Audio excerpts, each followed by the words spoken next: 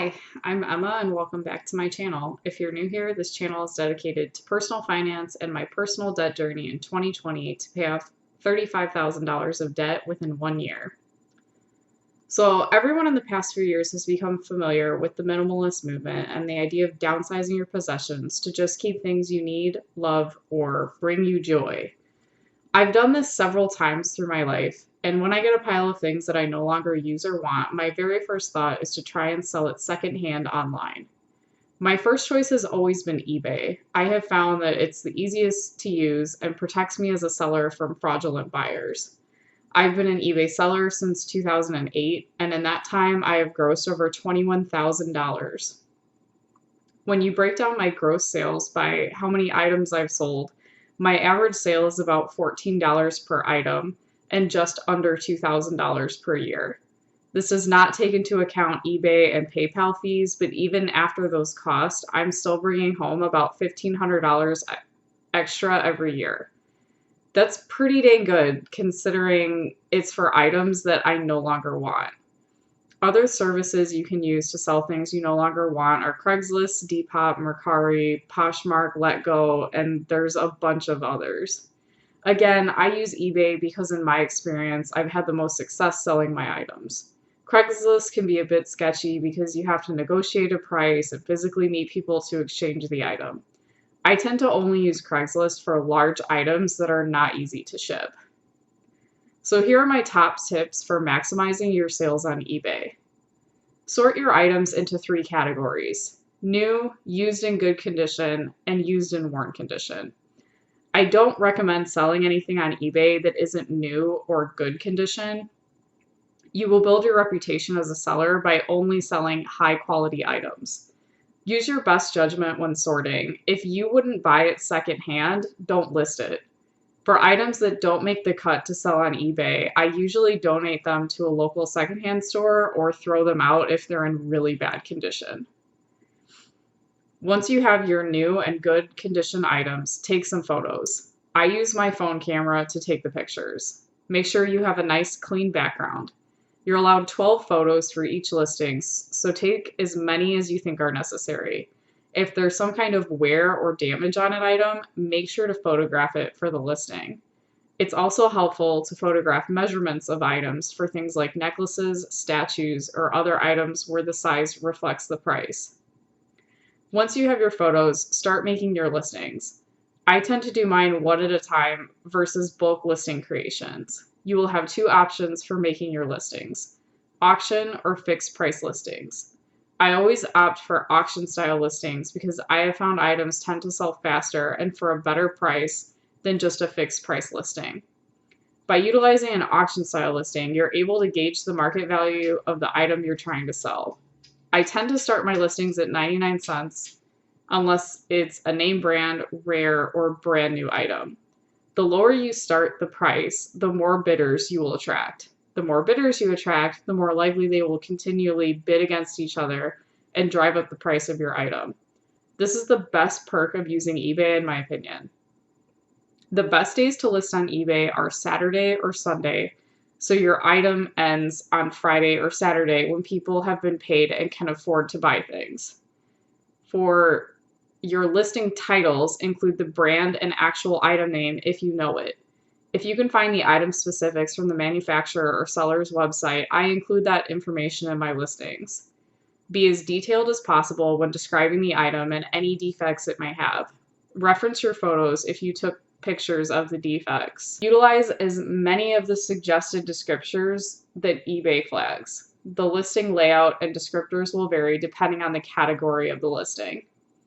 I also always make sure to include the cost varies by buyer location option for shipping.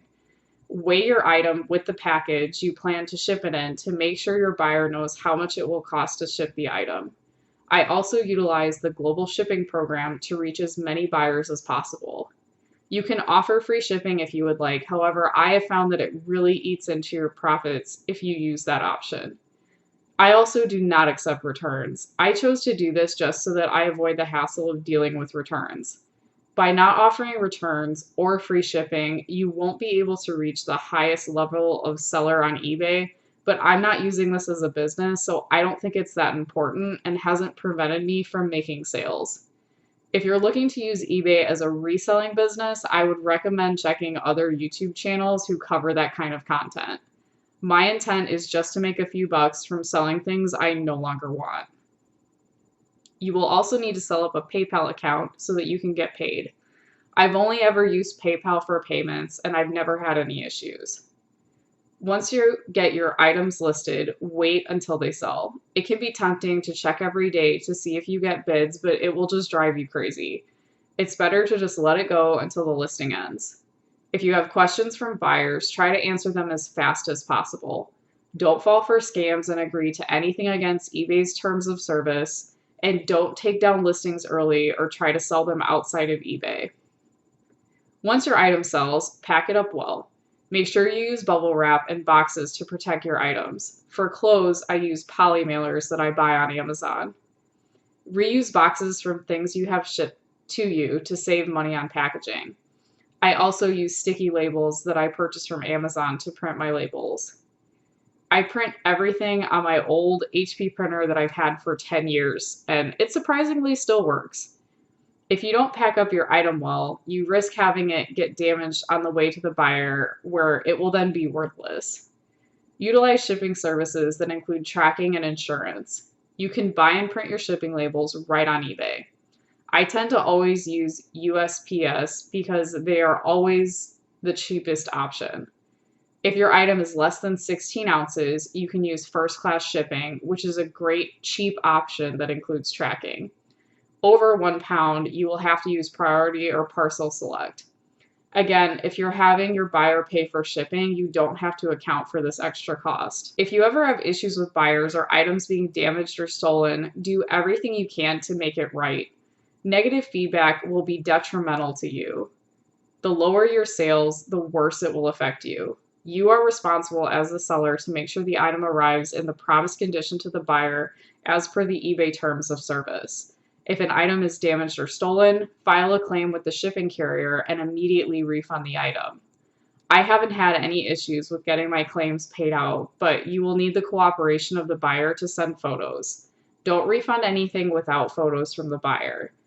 If the item isn't as described, ask your buyer specifically what they feel isn't right. If it's actually a misrepresentation of the item on your end, either agree to accept a return of the item or just refund their money. I have had this happen a few times where I missed a snag or stain or some other defect and it wasn't worth the return shipping, so I just gave them the item for free. If you feel that you have represented the item well and the buyer just doesn't want the item anymore, it will be up to you to determine if you want to accept a return or not. Try to avoid going to eBay for claims. There have been a few times I've had to do this, and sometimes I win the case and sometimes I don't. It's better to avoid eBay involvement, but sometimes you deal with a particularly difficult buyer and it just can't be helped. You will have a bad sale. It is guaranteed to happen. You can't please everyone, and sometimes people are just trying to get something for free. You may also never get paid for things. Luckily, eBay has a claim system for not getting paid that you can use to notify the buyer, and if they still don't pay, you can relist the item for free. It's annoying, but at least you don't lose money. Don't let these few bad sales deter you from selling. Just do the best you can to offer the best possible customer service you can. This will go a very long way to ensure you keep your buyers happy and resolve issues without the need for negative feedback and just getting worked up about it. Don't take it personally. I've made the mistake of doing this when I first started out, and it just isn't worth the headache. Another pro tip: always take your items to a person to be scanned when you drop them off. This guarantees the shipper has record they took possession of the item. Keep the receipt with the tracking number. If you have any kind of shipping issue, you have proof it is then the shipper's fault. Without this info, your item can get lost in the mail and it may never be scanned, which makes you liable in the eyes of eBay to refund the buyer. Once your item has arrived at the buyer, make sure you leave positive feedback. This will encourage the buyer to leave positive feedback for you. Try out these selling tips on items you were just going to donate anyway or throw out. It does take some time commitment, but I believe anyone can do this if you just have a cell phone. The more you do it, the more you will learn about what items sell best, when to list them, and how to describe them. Just remember to be realistic with pricing out items and don't try and sell something you would be upset if you didn't get a certain amount of money for. You can set minimums on listings, but I have found in my experience this can discourage people from bidding. My goal is not to have enough stuff to do this with. Part of the reason I have so many things to sell is because I simply buy too much stuff. If you can reduce your spending and stop buying excess things, you won't need to worry about reselling things to pay off debt you have from buying it in the first place. If you would like to follow along with me on this debt journey, please consider liking and subscribing to my channel. Please remember, I'm not an expert, and this is 100% my experience with money, and things that worked for me may not work for you. Thanks for watching.